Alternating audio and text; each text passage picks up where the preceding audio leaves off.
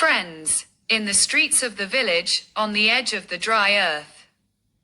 And a flower blooming in the silence of the forests, which the world may have forgotten, but the people of the village still recognize it. This is Gundi, a tree whose flowers are small. But the story is very big. And to tell the truth, when I was young, I used to pluck its soft leaves and eat it myself.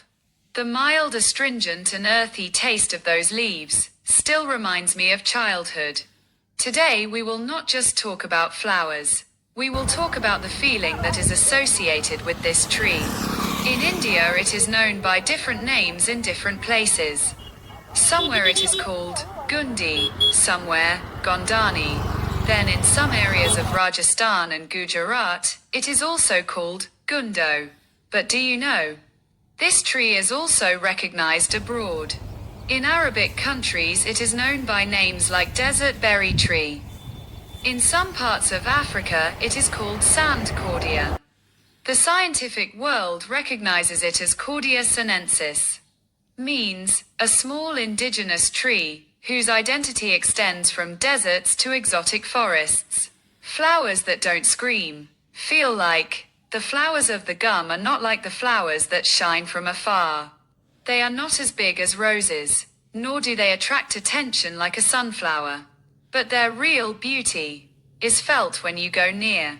Small white flowers, whose petals open like some slow music is playing in the cold air of the morning. Looking at these flowers, it seems as if the dry soil of the desert itself has grown small pieces of moon for itself. And when the whole tree is filled with flowers, from afar it seems as if someone has sprinkled white light on a dusty forest.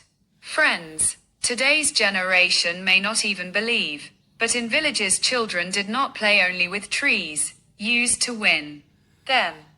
I myself used to eat by plucking the soft leaves of Gundi in my childhood. Those leaves had a different indigenous taste, mild astringency, a little soil smell, and a wild freshness. Today's packaged snacks might never give that feeling. The children of the village used to sit in the shade of the tree and chew its leaves, and perhaps this was the reason why their relationship was so deep with nature. The goon was not just a tree, it was a part of childhood. There is no strong perfume-like scent in these flowers, but they have a raw natural fragrance, which attracts bees and butterflies towards itself. In the early morning, when the first light of the sun falls on these flowers, the sound of small bees is heard around them. That is, these flowers are not only beautiful, they are part of the whole nature economy.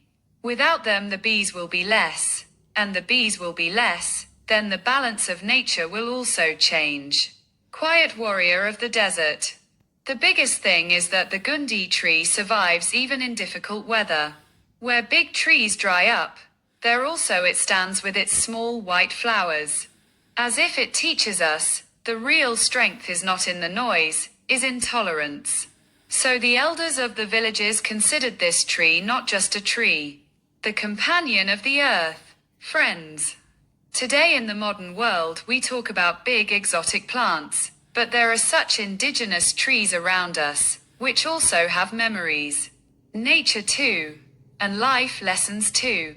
The goon flower teaches us that beauty is not always shiny. Sometimes it is hidden even in the simplicity associated with the soil. If you have this tree in your village too, then next time look at its flowers carefully. Maybe you will remember your childhood. If you like the video then like, share and subscribe the channel.